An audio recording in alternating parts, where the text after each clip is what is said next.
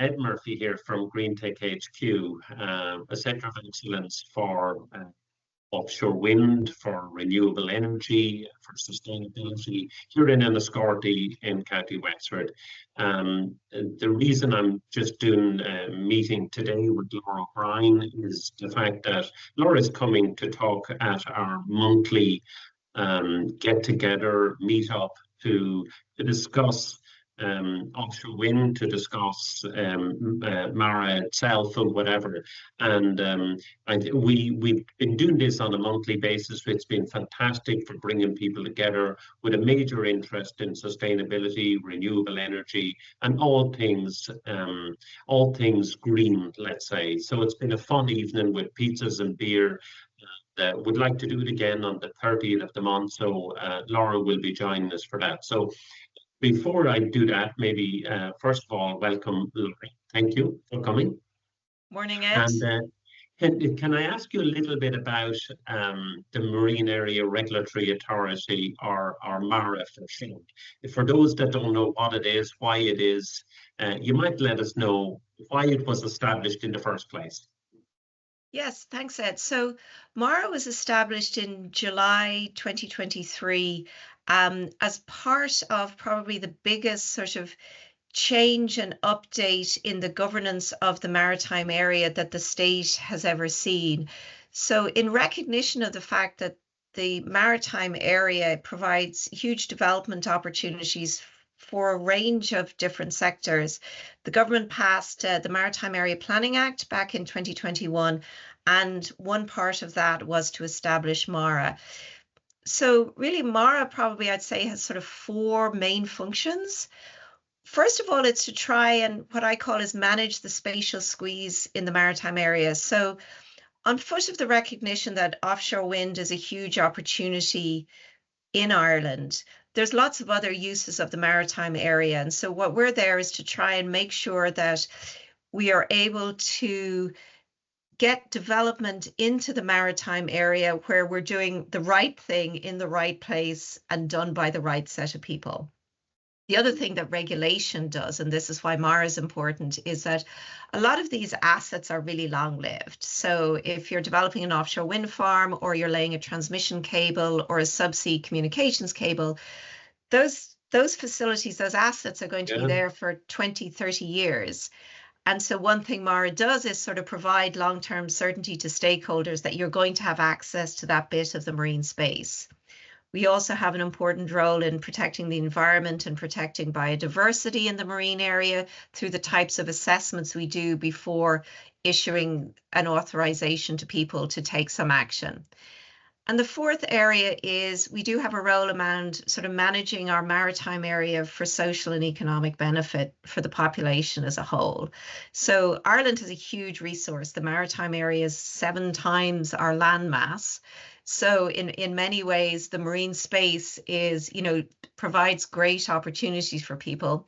It's a state resource. The seabed is owned by the state. And one of the things we do is make sure that the state gets a return on providing access to people for whatever development they're doing. As I said, whether it's offshore renewables, whether it's transmission, port development, telecommunication cables, tourism facilities. Look at it. It sounds fantastic. And, the only wonder as I listen to you, Laura, is why we haven't done it about 50 years ago, because it is such a resource and such an asset. And the importance of what you're doing is such that you think, oh, and I'm not blaming anyone, why have we not thought about this 50 years ago and started it then? So that's the only thought I have just listening to you. Yeah, I think we did many years ago. There was one small offshore wind farm developed on the East Coast, and then we sort of stopped.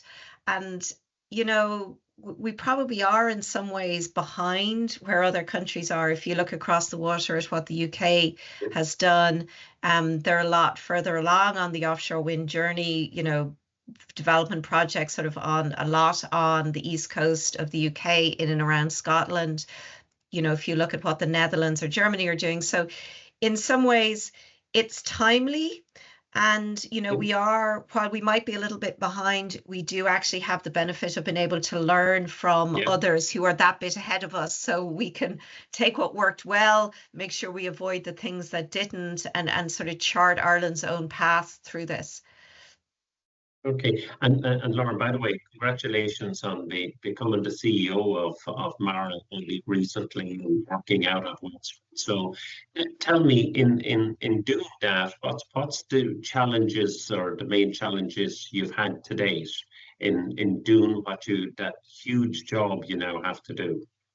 Yeah, so I think, probably the biggest challenge is stepping up an entirely new organization. So, not only are we expanding as a country what we do in the space, but Mara is a new organization. We're starting from scratch. We're doing everything from recruiting staff across all aspects of our operations. So it's some of it is sort of technical recruitment around people with sort of engineering backgrounds, marine scientists, ecologists, people with regulatory expertise, lawyers. We're also building out our communications capabilities, everything finance, HR, IT.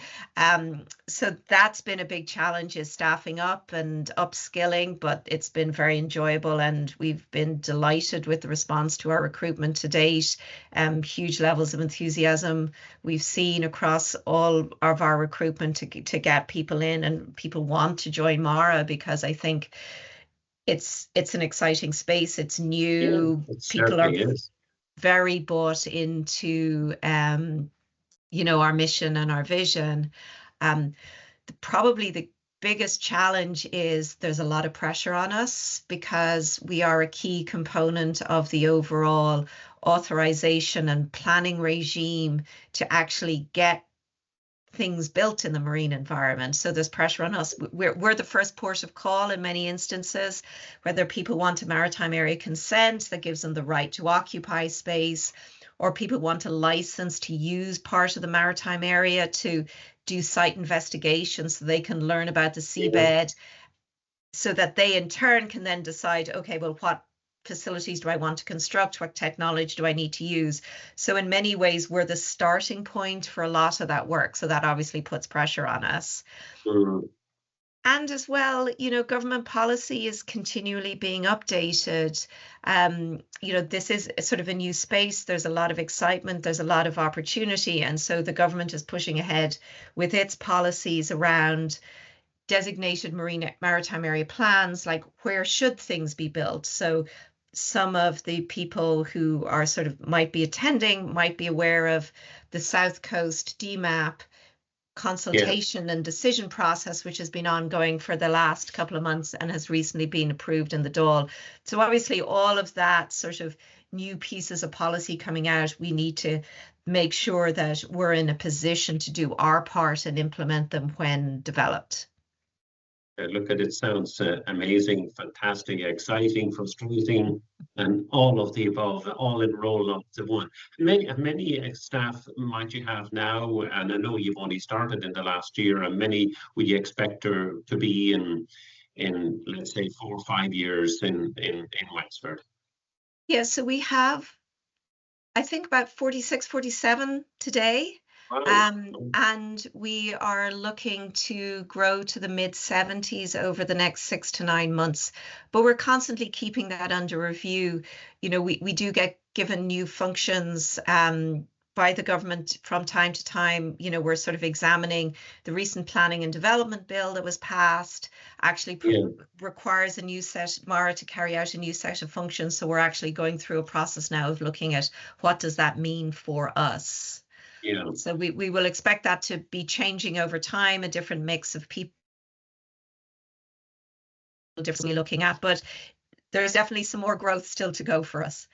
Okay, good on you. But look at Laura, thank you for that, and thanks for joining me today. And we look forward to having you join us for our cluster meetup in the southeast and then Escorty on the 30th and the evening of the 30th of October. We look forward to having you, and hopefully we'll have a good gang in here to listen and to collaborate and work with you and network on the evening. So thank you again for joining me. I appreciate it very much. Thanks, Ed, and very much looking forward to the event on the 30th. Good on you. Thanks. Bye-bye.